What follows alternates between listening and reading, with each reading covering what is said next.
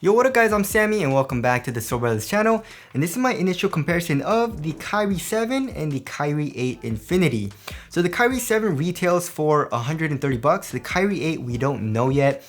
I'm assuming it's either going to be the same price at 130 bucks or they're going to raise the price by $10 and it might be 140 bucks just because of the extra tech that we get in the Kyrie 8.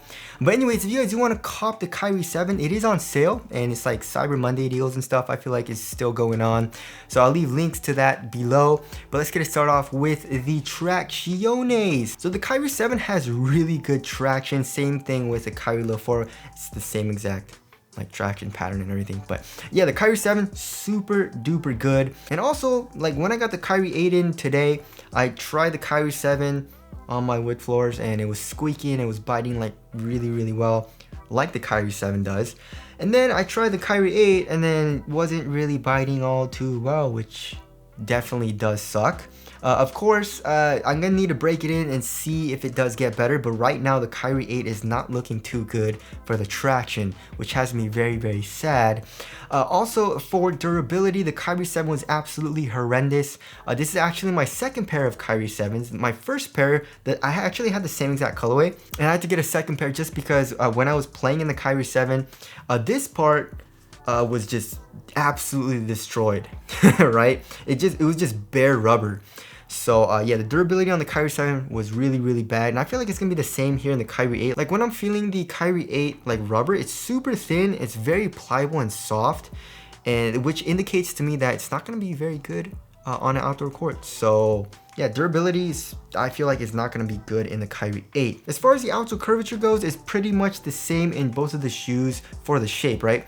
So here in the Kyrie 7, we have a pretty flat shape, as you guys can see, and we have just a tiny bit of curve right when you get to the edge of the shoe right here. Same thing with the Kyrie 8, you know, it's pretty flat, it's relatively flat, and then there's a little bit of curve right at the edge right here. When you look at the older Kyrie models like the Kyrie 2 or the Kyrie 3 like I have right here, the kind of curve starts at the middle of the outsole right here. It starts to curve up and then it's just a crazy curve. So it kind of keeps you on like the balls of your feet, and I really liked that shape. I don't really like what they're doing on the recent Kyrie models, but anyways, yeah, the Kyrie 7 and the Kyrie 8 as far as the shape goes for the outsole curvature is pretty much identical. And of course, as you guys can see, the rubber does come up a good amount here on the medial side like it always does in pretty much every single Kyrie, right?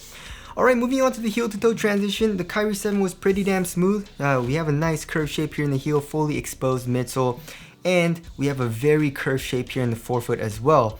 But look at this, the Kyrie 7 doesn't really bend too well in the forefoot just because of that Zoom Turbo unit, right? But here in the Kyrie 8 though, we have a fully exposed midsole and a very curved shape. And also in the forefoot, we have a very curved shape as well. So the shape is pretty much the same here in the Kyrie 8 and here in the Kyrie 7. But the one thing that's different is the Kyrie 8 is super flexible in the forefoot. Look at that. And I believe that has to do with the Zoom Strobel unit in the forefoot. So they probably have to do some weird thing to the Zoom Turbo unit, which made it super stiff. Not only in the Kyrie 7, but also in the Kyrie 6 and also in the Kyrie 5, which also used Zoom Turbo units, right? So it feels a little bit nicer and a little bit smoother in the Kyrie 8, just like me walking around, which I really like. And now moving on to the cushioning setup. So the cushioning setup has been crazy upgraded in the Kyrie 8 from the 7. So the 7 just had a Zoom Turbo unit in the forefoot, which is pretty damn nice. There's a nice little bounce, nice little rebound back. There is a good amount of articulation though, so you don't get a crazy amount of compression from the forefoot, right? And also we have a foam, which there's just a little bit of compression. It's not terrible, like super stiff like the Kyrie 3 was. This is just super stiff. Feeling the Kyrie 7, I would say it's a little bit softer, I would say, right? But there's nothing else in the heel. Here in the Kyrie 8, we have a heel zoom unit, which I believe is top loaded. Like if you remove the insole, you can see the indentation of the zoom. So I'm guessing it's top loaded. I can't really feel it all too much right now, but they did add a zoom unit in the heel. And then of course here in the forefoot, we have a Zoom Strobel unit in the forefoot. pretty much the same exact unit that's found in the Zoom GT Run. And there's a crazy amount of compression. It's super bouncy. It actually feels extremely thick. Like my forefoot really digs into that Zoom unit, and it feels like it's going deep into that Zoom unit, like it's like a thick unit, you know? So it's super easy to feel as well. And also another thing that I like a lot better in the Kyrie 8 as opposed to the Kyrie 7 is the court feel. The court feel in the Kyrie 8 is just ridiculously good. It reminds me of like Hardens, you know, the Harden Volume 4 and the Harden Volume 3. Remember those? They're just super low to the ground. That's what the Kyrie 8 feels like, you know? I had the Kyrie 8 in one foot and the Kyrie 7 in the other, and I can definitely feel a difference in the court feel.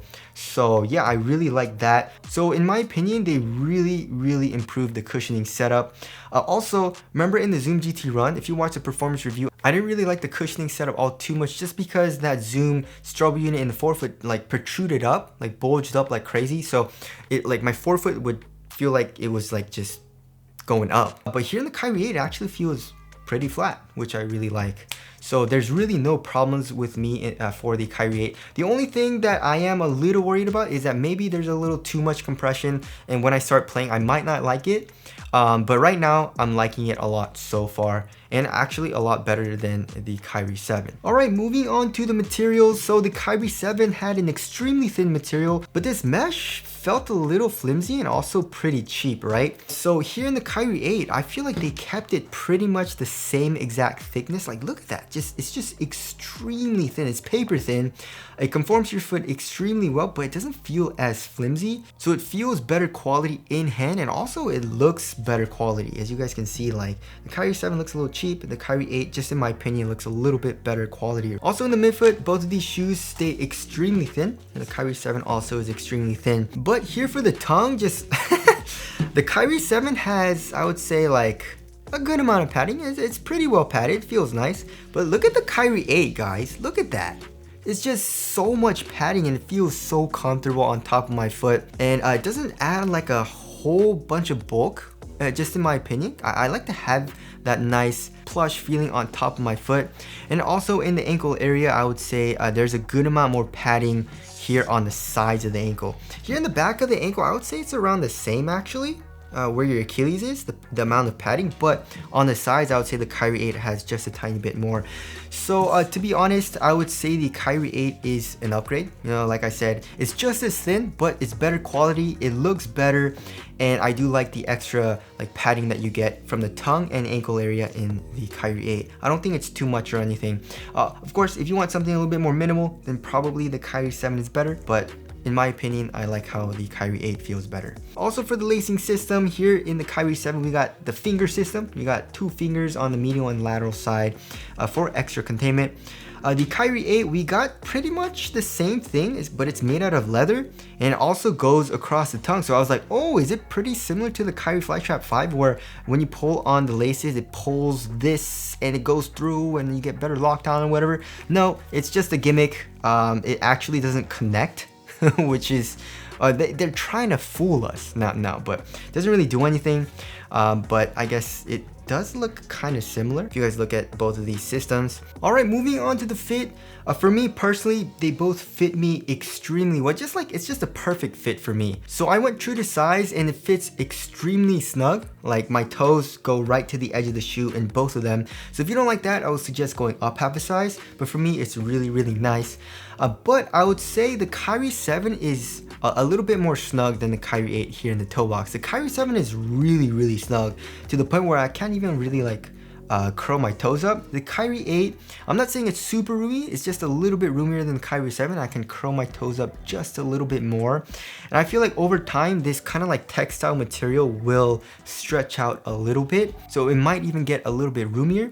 So if you want a roomier toe box, probably go with the Kyrie 8. Although I do like the fit in both of them. It's just a little bit roomier here in the Kyrie 8. That's it. As far as the support and lockdown goes, I mean the Kyries usually never have any issues. The Kyrie 7, I had no issues with lateral containment, and also here in the Kyrie 8, I don't think I'm gonna have any issues either. I mean, here in the forefoot, you have the foam coming up as well as this leather material, and there is an internal TPU heel counter. So for lateral containment, I feel like they're both gonna be good. Also for overall materials, like here in the ankle area for the Kyrie 7, we have like that same mesh material, and then here in the heel, we have like synthetic materials, which isn't super nice. In the Kyrie 8 though, we have nice leather materials. So that's definitely an upgrade as well. As far as the lateral stability goes, let's see which shoe is wider. They're pretty much the same. Look at that, same width. I guess this does protrude out just a tiny bit more, but I don't really think it does all too much. So I feel like lateral stability is going to be good in the Kyrie 8, just like it was here in the Kyrie 7. As far as ankle support goes though, the Kyrie 7 was pretty good. And I feel like the Kyrie 8 is pretty much the same exact like height. Yeah, it's pretty much the same exact height, so I feel like the Kyrie 8 is probably gonna be good as well. Moving on to the weight of the shoe, I feel like the Kyrie 7 actually might be a little bit lighter. The Kyrie 8 is like 12.13 ounces, super light, and then the Kyrie 7 is 12.13 ounces, so pretty much the same exact weight. That's actually kind of surprising. I wonder why. The Kyrie 8 has a little bit more padding, right? And the leather material is a little bit heavier than mesh. Maybe it has something to do with the outsole? I actually don't know. Maybe they're using a little bit less midsole because the Kyrie 8 does feel lower to the ground. Maybe that's it, right? But anyways, pretty much the same exact weight. Yeah, the materials feel super minimal on foot for both of them. And the Kyrie 7, I felt super responsive in. The Kyrie 8, we'll have to see on the traction. Like I said, I am a little disappointed in how it feels right now on my wood floors. But hopefully when I take it onto the court, it gets better. Alright, as far as the aesthetics go, I don't know guys, the Kyrie 7 is dope and there was some crazy good colorways of the Kyrie 7. But the Kyrie, I don't know. What do you guys think? The Kyrie 7 has some like pretty sharp lines, and then the Kyrie 8 has more like smooth lines, I would say, in the design. But they both look dope, so right now I'll tie it up. We'll have to see on the Kyrie 8 colorways that come out. So tell us what you guys think looks better down in the comment section below. So wrapping things up, yeah, the Kyrie 8 is feeling phenomenal. I love how it feels right now, and everything is pretty much an upgrade in my opinion, besides the traction, which of course I'll have to test and see if that's actually good or bad, right? The cushion definitely is an upgrade in my opinion. Materials, it's just as thin, but it feels better quality, and also I like the extra padding here in the ankle area and also for the tongue. Fit is pretty much the same. Support is feeling good in the Kyrie 8 so far. So yeah, I mean, the Kyrie 8 is feeling phenomenal. It might even be the best shoe in its entire line.